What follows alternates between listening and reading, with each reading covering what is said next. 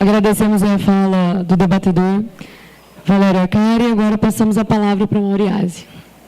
Quero agradecer a inversão que me permite falar agora em segundo lugar. Veja, gente, vamos supor, para efeito da análise aqui, que é verdade que a polarização que ocorreu aqui no Brasil recentemente se dá entre um governo que está sendo ameaçado de ser derrubado e que convoca suas bases sociais para defendê-lo. E essas bases sociais, correta e justamente, vão às ruas com uma certa pauta. Não foram? Foram. Eu digo vamos supor, porque eu concordo com a avaliação do Jorge, que o ato do dia 13 foi um ato governista. Foi um ato pensado para defender a Dilma. Isso não foi uma manipulação da mídia. Mas vamos supor, para nível da análise, que você tem uma série de movimentos sociais que têm autonomia e que foram à rua com uma pauta. Não foram? Tá.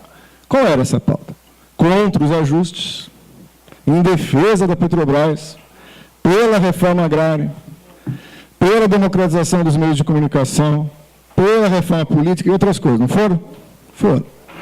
Dia 15, uma manifestação que eu também concordo aqui, é reacionária, conservadora, com todas as características que foram faladas, não tinha uma pauta fora Dilma. Tinha um amontoado de barbaridades, que ia desde menos Paulo Freire, até o incentivo ao feminicídio, até a criação do Fora Valdívia, ou o Triângulo de Quatro Lados, intervenção militar em inglês errado. Tá. Se isso é verdade, acompanhe meu raciocínio. Imediatamente, o governo mobilizou seus esforços para responder a essa conjuntura. E abriu-se um verdadeiro espetáculo de servilismo. O ministro Rosseto e o ministro Cardoso vão à televisão, numa coletiva, e no dia seguinte vai a própria presidente para dizer que aquilo eram manifestações democráticas, que ela estava aberta ao diálogo e iria responder aquilo com medidas concretas. Certo? Então, a pergunta que eu faço para quem foi à rua dia 13 é o seguinte: qual foi a resposta da presidente Dilma às demandas que apareceram na rua no dia 13? O que ela respondeu àqueles que gentilmente se mobilizaram para defendê-la com aquela pauta? A resposta de Dilma foi um tapa na cara de quem saiu à rua para defendê-la. Dilma teve um ato falho, eu falo isso no meu texto porque eu achei que foi um ato falho fabuloso. Ela disse o seguinte: eu entendo as ruas, aquilo que aparece, mas nós temos um programa, nós temos uma direção, nós temos um governo, eu estou dirigindo esse país, eu sei para onde eu quero ir. Tem coisas que emergiram na rua que coincidem com o que eu quero fazer, eu vou fazer. Tem coisas que não coincidem. E ela vai dar um exemplo. Por exemplo, eu concordo com a crítica das ruas que a corrupção deve ser enfrentada. E vou mandar um pacote contra a corrupção imediatamente, vou tomar atitude, vamos resolver isso. Mas eu discordo das críticas ao ajuste. Expliquem para mim. No meu entendimento, Dilma dialogou para o dia 15 e virou as costas para o dia 13. O que Dilma tomou de atitude concreta diante das manifestações de 2013, que foram as ruas também? Ali estávamos abertos ao diálogo? Ali todos eram exercícios de democracia que precisavam ser ouvidos? Ou contra aqueles que foram às ruas no 2013, foi criado aparatos especiais de repressão, leis que determinavam e descreviam manifestantes como grupos de terroristas para garantir os grandes negócios envolvidos na Copa do Mundo. Portanto, vejam, não é aqui um festival de quem é a favor, de quem é contra o governo. É a questão de uma análise de que lado se posiciona o governo. E sabe por que essa conjuntura é interessante? Porque ele explicita o lado que se põe o governo. Ele não deixa margem a dúvidas.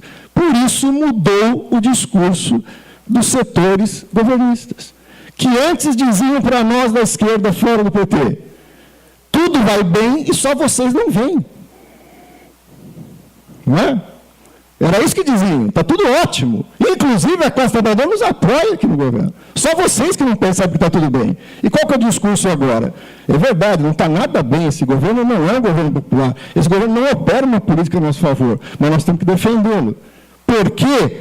Porque nós fazemos análise de conjuntura e somos responsáveis. Tem uma luta de classes aqui, a direita quer nos derrubar. E aí tem razão o companheiro que falou aqui. Esqueçam tudo que eu estou fazendo contra vocês, mas me defendam, porque eu estou ameaçado de ser derrubado pela direita.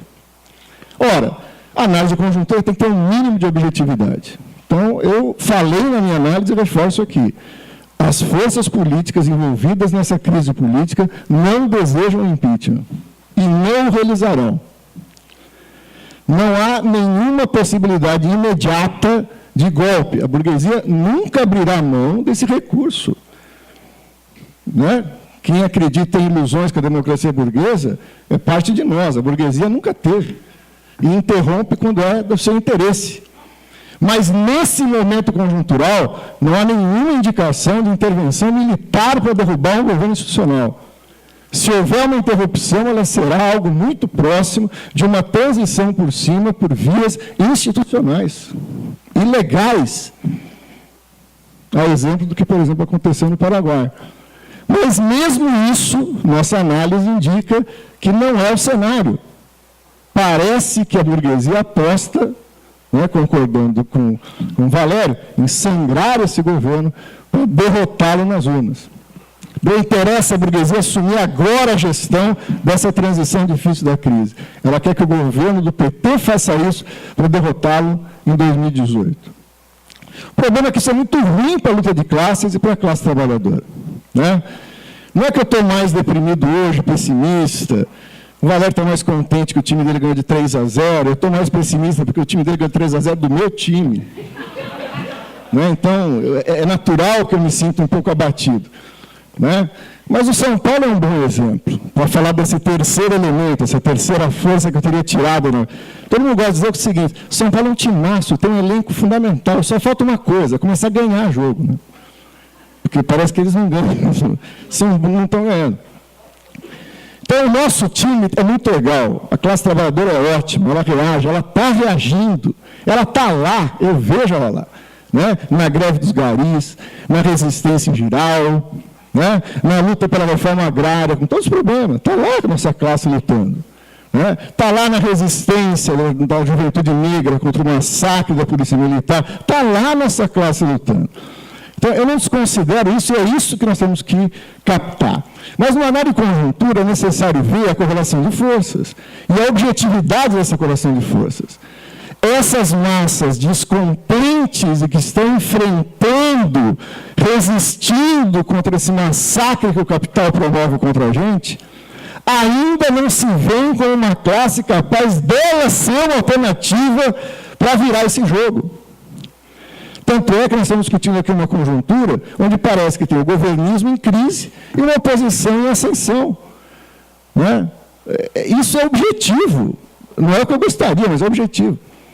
Acredito que, por cima daquilo que hoje se movimenta, podemos e devemos construir essa alternativa. Né? E temos condição de fazê-lo. E, em grande parte, isso vai ser alimentado por essa crise que hoje se manifesta. Rapidamente, um comentário sobre algo que é próprio desse debate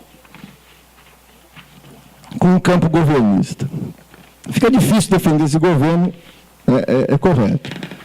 Na política para a educação, na política para o servidor público, para a saúde, né? Com a proposta da IBSER nos hospitais universitários, das OS, das parcerias público-privadas, é muito difícil. Aí tem um reduto que parece um reduto de fuga. Quando tudo der errado, fuga, né, para a questão internacional. Tudo bem, esse governo é uma desgraça, mas, na questão internacional, veja, no campo de enfrentamento do imperialismo, de aliança com a Venezuela, com a Bolívia, ele tem uma política progressista. E isso apareceu nessa discussão da conjuntura política agora como um inimigo que, de repente, emerge ali das sombras, não estava escondido, que é o imperialismo. O imperialismo está tramando para destruir o Brasil. Derrubar o governo do PT. Né? Não. Primeiro, isso não corresponde aos fatos. Vamos lá. O imperialismo sempre trama para derrubar governos. E não é só de esquerda, né? Não é só de esquerda. Governos que são contra seus interesses, que atrapalham, ele vai lá e tem sempre um departamento pensando em possibilidades e nesse cenário. E agora, a pergunta é, como este governo enfrentou essa ameaça real e eminente? Vou dizer como enfrentou. Fazendo um acordo militar com os Estados Unidos. Mandando tropas para o Haiti. Se mostrando confiável no cenário externo. Tanto é que Venezuela foi colocada na lista de um perigo iminente aos Estados Unidos. Minha pergunta é a seguinte, o Brasil foi colocado nessa lista? De um perigo iminente à política norte-americana? Foi? Não. No governo Lula, ele foi incluído num comentário de Condoleezza Rice, que dizia que o governo Lula era uma grata surpresa e um exemplo a ser seguido. Se eu fosse um governo de esquerda que recebesse esse elogio da secretária de Estado norte-americana, eu renunciava no mesmo dia. Então, o governo brasileiro não é uma ameaça aos interesses do imperialismo, ainda que possa ter, como outros governos do campo imperialista, cisões e tensões na operação de suas políticas externas, do ponto de vista de um pragmatismo que é muito mais do Itamaraty do que do governo da Presidente da República. Não é? Mas isso abriria um campo maior de discussão.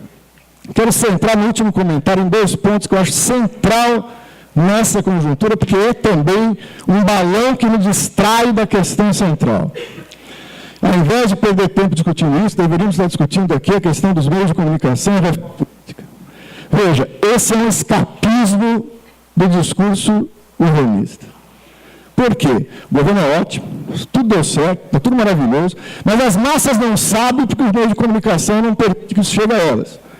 E a estrutura política, viciada, faz um congresso que mantém esse governo sobre uma espécie de sequestro político. Ele está contra a vontade no presidencialismo de coalizão. Por isso, então, 2 ações. Democratiza os meios de comunicação e faz a reforma política. Por que esse raciocínio é falho, débil? Porque não é um governo que ganhou agora. Esse governo está há 12 anos no governo. A pergunta mínima da coerência é: por que não foi feito isso nos últimos 12 anos? O PT não estava incomodado nesse esquema. Ele se acomodou a esse esquema porque ele interessava. Porque disso ele tirou a possibilidade de se perpetuar no poder. E vou dar 2 exemplos disso. Primeiro deles, abra um livro, 10 anos de governos pós-neoliberais no Brasil, organizado por Emir Sader. Tem uma entrevista de Lula que abre o livro. Lula reclamando naquela época, final do seu 2º mandato, que os meios de comunicação estavam batendo muito nele. E ele formula a seguinte questão: os banqueiros, industriais nunca ganharam tanto dinheiro no meu governo. Quando cheguei ao governo, todos eles, os meios de comunicações, os jornais, estavam quebrados. Foi graças ao nosso governo que eles se reergueram. Então, veja, não é que não foi feito um avanço na lei de democratização dos meios de comunicação. Foi dado dinheiro para a Rede Globo sair da crise. Foi mantido o critério das concessões. O que há uma brutal ingenuidade, e luta de classes não admite ingenuidade. Acreditava-se que amor com amor se paga. Eu vou ajudá-los e depois eles vão falar bem de mim, como falam de todos os governos. Portanto, a luta pela democratização dos meios de comunicação é uma luta contra o monopólio da comunicação e contra esse governo que o manteve. E a pergunta é: essa é uma linha correta? Qual é a política real que está sendo implementada? Qual é a proposta de Dilma para a reforma política? Eu lhes digo, vocês não sabem, mas eu vou dizer, não é a do plebiscito. A proposta de Dilma foi negociada com o Temer e está fechada com o Temer, assinada pelo PT, por uma das pessoas mais qualificadas do PT, que é o senhor chamado Vacareza, que fez o acordo com o Temer e fechou o acordo da política, da reforma política. E é essa que será imposta. E essa que já está negociada. Por fim, não posso deixar passar, tem um apelo para que agora a gente vá para as ruas. Porque agora é a hora de ir para as ruas. Por favor, nós já estamos nas ruas há muito tempo. Então é hora de algumas pessoas que não estavam vir para as ruas. Porque quando estourou a reforma da Previdência, no primeiro governo Lula, nós fomos às ruas. Quando teve o processo de privatização da saúde, nós fomos para as ruas, não existia isso. Quando teve os ataques aos direitos da classe trabalhadora, com flexibilização de direitos, a esquerda estava nas ruas defendendo isso. Quando teve a privatização do Campo de Libra, que foi aqui dito, nós não estávamos no governo mandando a polícia e o exército bater na gente, nós estávamos lá apanhando. Por isso que é um absurdo um grupo de intelectuais assinar um manifesto em defesa da Petrobras que diz que a Petrobras precisa ser defendida para garantir os termos da partilha do Campo de Libra. Nós não queremos garantir esses termos da partilha, porque esses termos privatizaram e entregaram o Campo de Libra para a exploração privada das empresas multinacionais. Ora, vou discordar do Valério radicalmente agora, só para ficar legal a gente jantar. Não quero que o pessoal saia, rompa com o governo. Não quero. É uma decisão deles. Quer continuar apoiando o governo? Fique à vontade. No entanto, eu creio que tenho a proximidade e amizade suficiente para um congresso do Sinacef, proximidade de construir umas greves que o Andy e o Sinacef fizeram juntos, e que sempre contamos com essa combatividade, para dizer o seguinte: quem quiser continuar apoiando o governo, apoie. Mas no âmbito do Sinacef, não há 1 milímetro de espaço para defender as políticas do governo contra a categoria. Então, se vocês querem apoiar o governo, apoiem. Mas nós somos contra as medidas de ajuste que foram aplicadas. Nós somos contra o desmonte da educação. Nós somos contra a prioridade do pagamento do superávit primário, contra as políticas sociais. Se a gente construir essa unidade, a pergunta é o seguinte: quem aplica essas medidas contra a categoria? Então, aí cria-se um problema. Alguns de nós terão que atacar o governo que defendem. Se isso não for um problema para vocês, continuem apoiando esse governo. Parte de nós achamos que isso era essencial. Não dava para apoiar esse governo e lutar contra ele. Porque não dá para fazer a reforma agrária aliado com o negócio. Não dá para combater os monopólios da comunicação financiando a continuidade dos monopólios da comunicação. Concordo. Não dá para mudar esse país aliado com quem sempre manteve esse país do jeito que está. E é por isso que é necessário não romper com o governo. Se quiserem continuar votando neles, fiquem à vontade. Mas a luta contra esse governo é uma necessidade de defesa da classe. Ou nós nos mobilizamos agora e defendemos, ou aquilo que ocupará o lugar não será um quarto mandato mais progressista, mito sempre renovado. Até agora foi só para ajudar, só para arrumar a casa, o próximo será melhor. Não será. O segundo mandato do Lula foi pior que o primeiro, o da Dilma foi pior que os outros dois, e o segundo da Dilma será muito mais reacionário do que foram os 3 primeiros mandatos. Portanto, a única alternativa é criar uma alternativa de poder para os trabalhadores, que não é o governismo e não é a direita. Não é a direita. Nós não aceitamos, isso é ofensivo. Ninguém aqui está fazendo o jogo da direita. Tem outra força política que passou 12 anos fazendo o jogo da direita, mas não fomos nós. Nós combatemos o jogo da direita. Certo? E, portanto, o debate tem que se dar. Não tem problema nenhum em ter representantes do PT no debate. Eu não tenho problema nenhum. A organização define e convida. A gente vem e não tem poder de decidir quem vai vir e quem não vai vir. Não decide com quem vai debater. Agora, o problema do PT é que ele tem agora uma dupla alma.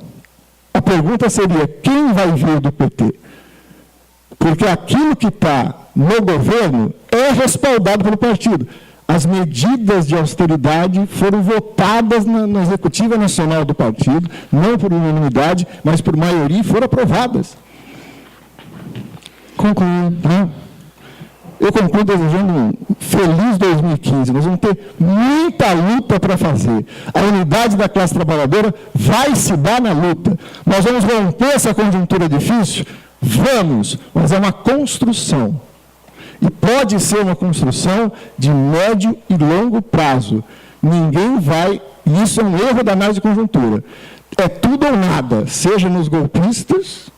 ou seja, naqueles que querem criar uma alternativa imediatamente. Talvez a construção desse bloco e dessa alternativa de esquerda demore muito tempo. Eu espero que vocês não estejam cansados, a gente possa jantar e começar a fazer isso, porque nós perdemos 12 anos no Brasil apostando numa estratégia errada. Agradecemos a fala do companheiro Mauriase e passamos agora a fala para o Jorge Almeida. Alô? Vou fazer o maior esforço para não estourar o meu tempo também, nenhum de vocês. Veja bem, vou pegar também algumas questões fundamentais que estão aqui, algumas mais rapidamente, porque acho que Mauro e Valério trataram bem. Primeira questão do risco do golpe e do impeachment. A minha avaliação também é que não está colocada a questão de um golpe militar, golpe no sentido restrito do termo, de um golpe militar, porque, antes de tudo, nós temos que encontrar sujeitos políticos, sociais, econômicos e militares para que se possa pensar na realidade objetiva da possibilidade de um golpe militar. Isso, evidentemente, a gente não está encontrando. A possibilidade do impeachment, eu também acredito assim, no momento não está colocado porque... Concordo com a perspectiva de que o principal objetivo da direita e das classes dominantes hoje é fazer sangrar ao máximo Dilma e fazer com... Porque Dilma, digamos assim, compactuou e fez a política de interesse das classes dominantes, como Lula, durante os 12 anos de governo. Agora, com o ajuste, ela se ajoelha às políticas da burguesia, a necessidade dessa política para hoje. Eles querem que ela vá adiante, que ela beije os pés. É mais provável que isso aconteça do que haja realmente um impeachment. Por outro lado, nós temos que pensar, se existe a possibilidade do impeachment, pode existir realmente se a crise continuar indefinidamente, não houver alternativas a isso, mobilizações fora de controle, etc., pode chegar a essa hipótese, mas eu não acredito que seja a hipótese principal. E, por outro lado, também não podemos pensar de uma forma simplista em Paraguai e Honduras, porque o Brasil não é Paraguai e Honduras. E Dilma e Lula e o PT, apesar de todo o desgaste, burocratização do PT e das organizações sociais que dão sustentação a ele, não é a mesma coisa de um longo que não tinha partido, que não tinha nenhum tipo de organização na sociedade civil para lhe dar sustentação, assim como o presidente de Honduras. Então, eu acho que tem que pensar essas questões de uma forma um pouco mais organizada. Entretanto, eu acredito que nós devemos ter uma posição clara pela legalidade contra qualquer tipo de golpismo militar ou de golpismo institucional. Não é, entretanto, isso não pode se transformar na nossa principal bandeira, nem muito menos fazer uma defesa da democracia se confundindo com a defesa do governo, que é o que, evidentemente, o governo quer, o PT quer e etc. No dia 13, houve uma tentativa de unidade. O dia 13 foi proposto originalmente, como foi citado aqui, pelo MTST, para ser uma manifestação contra o ajuste, pelos direitos dos trabalhadores e contra um golpe, mas não para a defesa do governo. A entrada do MST, da CUT, do PT, da CTB, etc., que mudou totalmente o caráter e fez com que essas organizações independentes que participaram no início dessa discussão se retirassem dessa possibilidade de uma ação comum. Por isso é que o ato foi governista. Não é porque a Globo disse, não. A Globo disse porque realmente essa questão foi resolvida no processo de preparação do dia 13, quando o PT, o MST, a CUT, etc., não abriram mão de que fosse uma manifestação governista. Eu não acho que seja necessário para fazer manifestações conjuntas com organizações do movimento sindical e popular que apoiam o governo, que eles definitivamente rompam com o governo e se dirijam à oposição ao governo. Mas, no mínimo, não pode ser com manifestações que sejam em defesa do governo. Tem que ser manifestações e ações em defesa dos direitos dos trabalhadores e contra o ajuste. Se existe essa possibilidade, fazemos. Se não existe, se é para fazer manifestações em defesa do governo, porque nem da democracia e da legalidade que a questão se colocou, evidentemente vai ser muito difícil a possibilidade de uma ação comum em torno disso. Além disso, companheiros, o problema da unidade, entretanto, não está colocado somente em relação ao conjunto das organizações sindicais e populares. Ele está colocado ainda no campo da esquerda. O conclate, a divisão que gerou a CSP com lutas e a intersindical foi uma derrota para os trabalhadores, a não viabilização de uma única central dos setores combativos, de uma central unitária dos setores combativos. E é por isso que nós temos hoje a CSP com lutas, a intersindical e outras organizações que não estão nenhuma nem outra.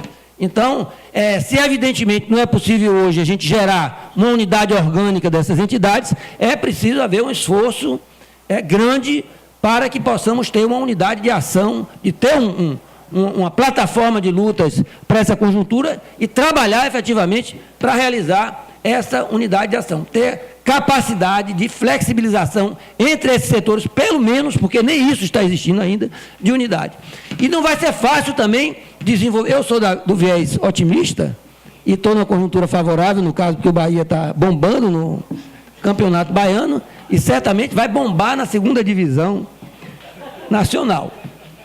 E nós, entretanto, estamos mais ou menos assim numa segunda divisão também, do ponto de vista da luta de classes hoje, certo? Sem dúvida. E não vai ser fácil retomar isso, porque é o seguinte, quando essas organizações que ganharam, têm hoje um peso social e político grande, independente da sua situação política, ideológica, etc., como PT, a CUT, MST, etc., se construíram num período de crise do regime militar e de avanço da resistência popular naquela época, sem ter opositores dentro do movimento popular que defendessem uma perspectiva de reprodução da ordem burguesa, ou que não tivesse, pelo menos, organizações representativas e fortes dentro dele.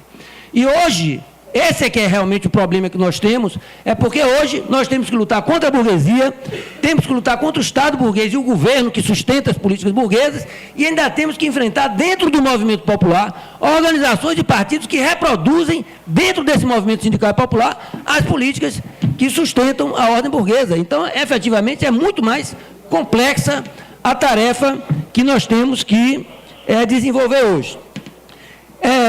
Outra questão que eu queria ressaltar aqui, fazendo uma contraponto ao que falou o companheiro Mauriase, a crise do governo do projeto do PT não é a crise do programa democrático e popular, porque nunca foi do governo do PT o projeto de aplicação do governo democrático e popular. O companheiro bem sabe que o programa democrático popular, efetivamente, originalmente constituído, ele era um programa anti-imperialista, antimonopolista, antilatifundiário, democrático, radical. E o que o PT fez no seu governo, na verdade, foi aplicar um programa social, liberal, isso que chamamos aqui de neodesenvolvimentista, que é pró-imperialista, pró-monopolista, pró-latifundiário e que fez um reforço aos sistemas em termos de aparato e legais para reforçar a coerção aos movimentos sociais no Brasil. Então, evidentemente, isso não tem absolutamente nada a ver com um programa democrático popular. Então, acho que a gente tem que ser mais rigoroso nisso para não confundir questões que são absolutamente diferentes. O PT diz que o programa dele é democrático popular, mas o PT também diz que é o Partido dos Trabalhadores e diz que é um partido socialista, e o PCdoB diz que é comunista. Mas nem por isso nós deixamos de defender o comunismo, o socialismo e os trabalhadores, porque eles usam as palavras de uma forma deformada. A questão das saídas colocadas e a questão da reforma política. Veja bem, a questão da reforma política, ela veio com uma certa ênfase antes das manifestações de junho, puxada por certos setores da sociedade civil democrática, evidentemente, o AB e uma série de outras organizações ligadas à base da igreja, etc., em grande parte, o Consulta Popular, o MST, certa base do governo. Depois das jornadas de junho, Dilma assumiu essa perspectiva da reforma política e chegou a falar em constituinte, em plebiscito, etc., etc. Na verdade, e que ela, evidentemente, nunca aplicou, e está aí essa proposta no ar, inclusive uma proposta mais esdrúxula, que é de fazer uma constituinte exclusivamente para fazer reforma política. E o mais complicado é que os setores que dizem que nós estamos sob risco de golpe, que nós estamos sob risco de impeachment, que a correlação de forças está extremamente desfavorável aos trabalhadores, desfavorável à direita, como é que numa conjuntura dessa nós vamos propor uma constituinte no Brasil? Só se realmente for para um suicídio, para a gente perder tudo que sobrou de interesse dos trabalhadores na atual Constituição, formada em 88, de uma forma mais fácil, porque basta uma maioria simples na correlação que nós temos. Então, não tem lógica.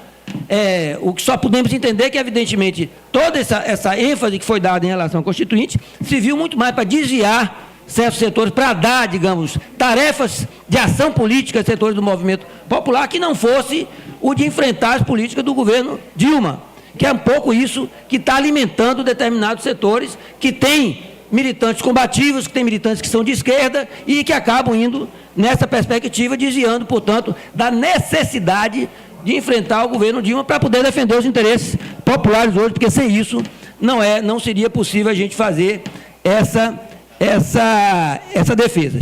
Então, era assim que eu queria concluir, concordando também com o conjunto dos companheiros e companheiras que falaram aqui, da necessidade não da gente começar a ir para a rua, mas da gente se organizar melhor, se articular melhor e construir melhor uma unidade de ação para ir para a rua com capacidade de mobilização e para efetivamente construir uma alternativa à direita e ao governismo que aplica políticas de direita. Muito obrigado.